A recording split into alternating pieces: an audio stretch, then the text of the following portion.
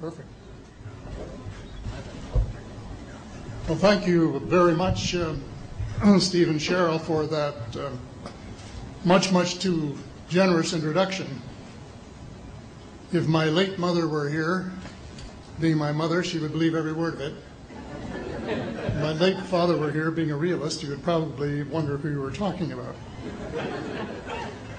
But introductions of that sort remind me of the small boy who fell headfirst into a barrel of molasses.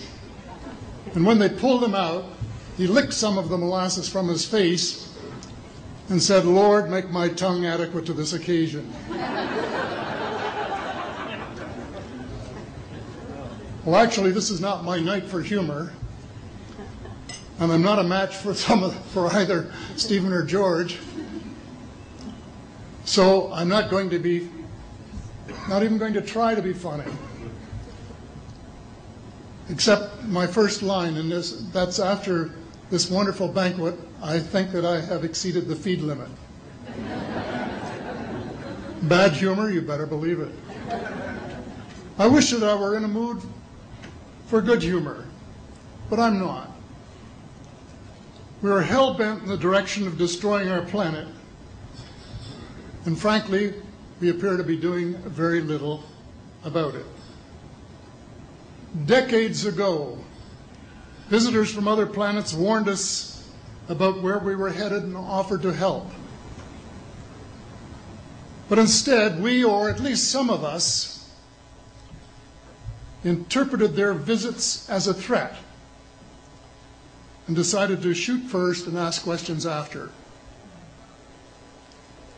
The inevitable result was that some of our planes were lost, but how many were due to retaliation and how many were as a result of our own stupidity is a moot point. Wilbert Smith, one of the first Canadians to take an active interest in the subject of UFOs, asked the visitors about the accidental destruction of our aircraft by flying into the vicinity of a flying saucer. The response, and this is Wilbur's words, "We were informed that although a few of our aircraft had come to an unfortunate end by what they considered the colossal stupidity of our pilots, they were now taking corrective measures to avoid our aircraft." I asked them, and this is still Smith, I asked them what happened, and they said, well, the fields around the saucers, in order to hold them up, in order to produce the gravity differential, the time field differentials, which were necessary to operate the ship. These sometimes produced field combinations which reduced the strength of materials to the point where they were no longer strong enough to carry the loads that the materials were expected to carry. Now, as we know, aircraft, particularly the military type, are built with a rather small factor of safety. And in these regions of reduced binding, the materials are no longer strong enough to carry the load, and the craft simply comes apart.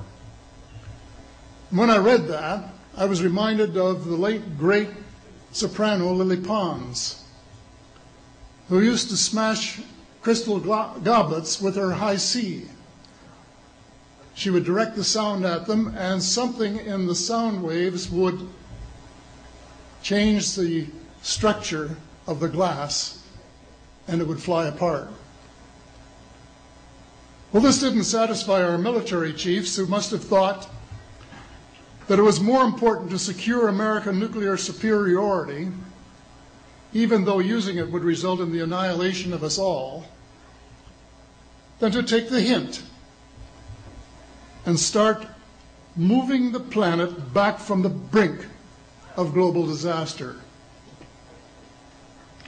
They, the military, must have been and still are so paranoid that they feel it necessary to use the visitors' technology to fight them off,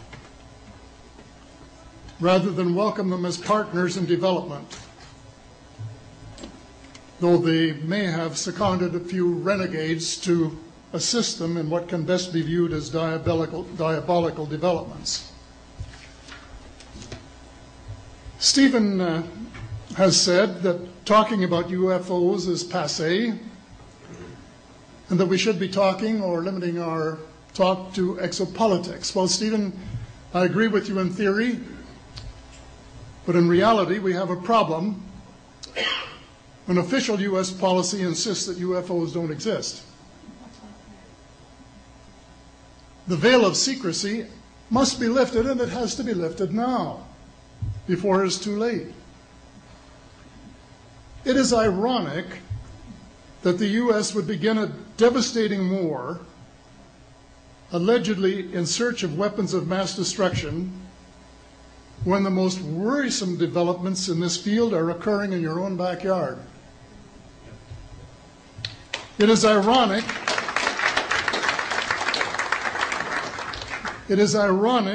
that the U.S. should be fighting monstrously expensive wars in Iraq and Afghanistan, allegedly to bring democracy to those two countries, when it itself can no longer legitimately claim to be called a democracy, when trillions, and I mean thousands of billions of dollars, have been spent on projects about which both the Congress and the Commander-in-Chief have been kept deliberately in the dark.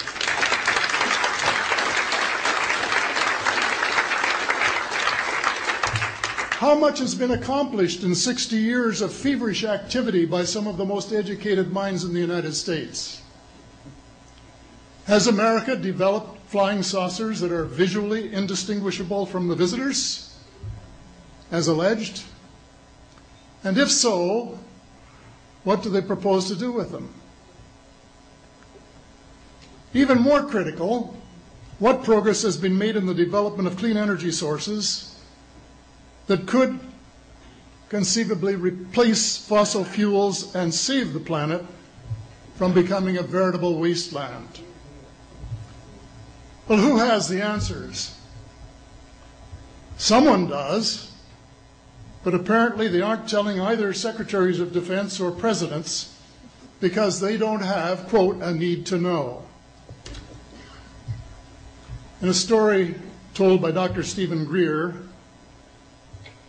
President Clinton was asked a question by White House reporter Sarah McClendon about why he didn't do something about disclosure. And Clinton replied, "Sarah, there's a government inside the government, and I don't control it." Excuse me, doesn't the Commander-in-Chief and the person who allegedly has their finger on the nuclear trigger have a right to know what his subordinates are doing? The people of the United States who have paid the bills have the right to know. The people of the world demand to know because it is our descendants too whose lives are in mortal danger. It is time for the people of the United States to launch a new war against the evil of lies, deceit, and darkness, and go all out to win the victory of truth and transparency and light. Thank you.